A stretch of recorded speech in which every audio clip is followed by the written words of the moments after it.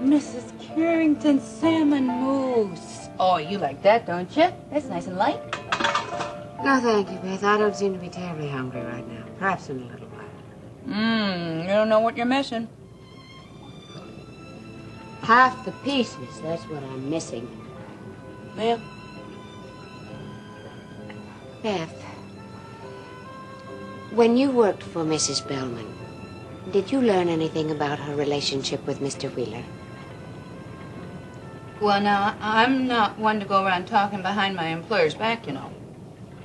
I mean, Mrs. Bellman's entitled to her privacy. Of course. You're absolutely right. I don't even know why I asked.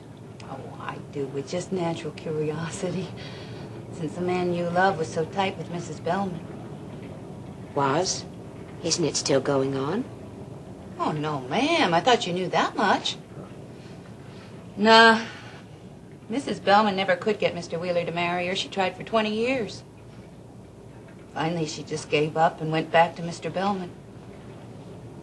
Now, with him being so sick and all, who's she got to turn to for companionship?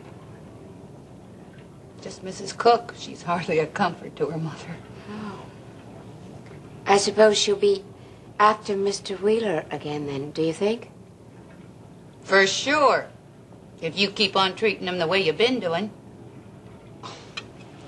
Mrs. Carrington, I think you ought to wake up to what a good catch he is before it's too late. No, you don't understand, Beth. The man is faithless. Faithless. Like I told you, Mrs. Bellman would have married him any time during the last 20 years. Faithful, faithless, or somewheres in between. He didn't marry her. You know why?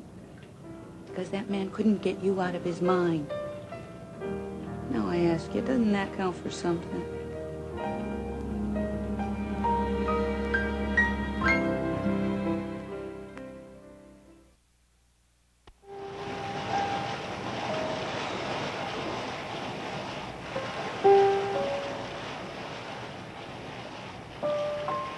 Mr. Wheeler?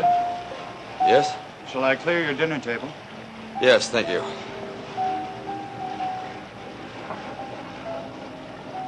Mr. Wheeler, you've eaten nothing at all. Yes, I know. I'm not very hungry. Shall I keep it warm for you? You might be hungry later. No. No, thank you.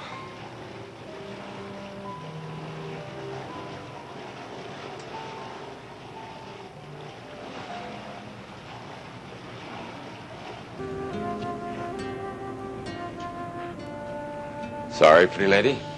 I promised to stay away until you sent for me. So that's just what I'll do. Alex, wait. This isn't a chance encounter. I asked the steward to show me where you were. You came looking for me? Yes, I did. Then, won't you join me? Yes, thank you.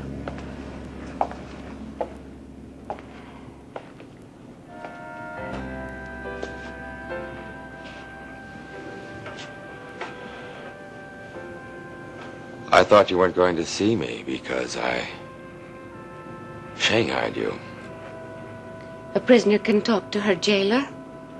Is that how you feel? Like a prisoner? Oh, I'm not sure how I feel. I suppose betrayed is closest.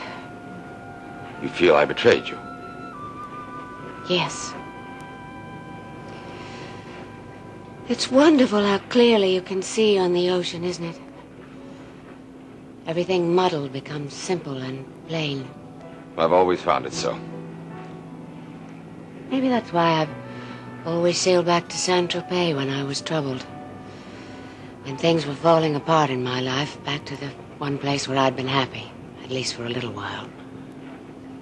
And I've always gone to my yacht, where we met, and let the sea breezes blow away my thoughts.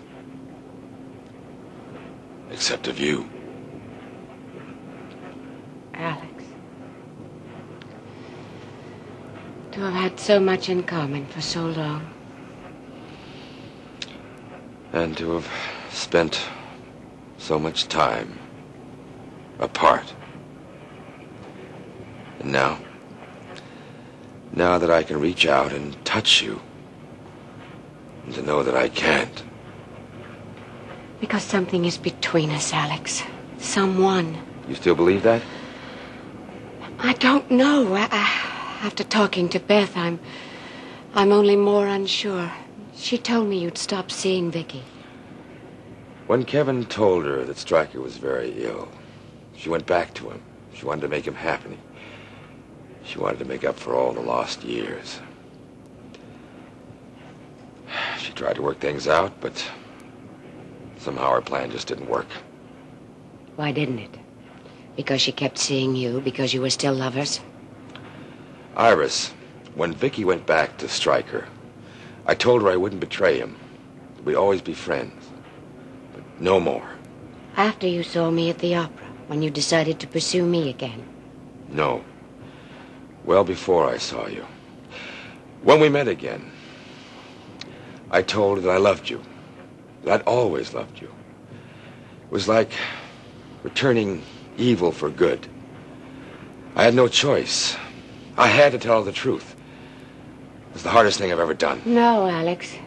The hardest, cruelest thing you've ever done is to lie to me for the second time. I saw photographs taken by Rena's private investigator of you and Vicki kissing.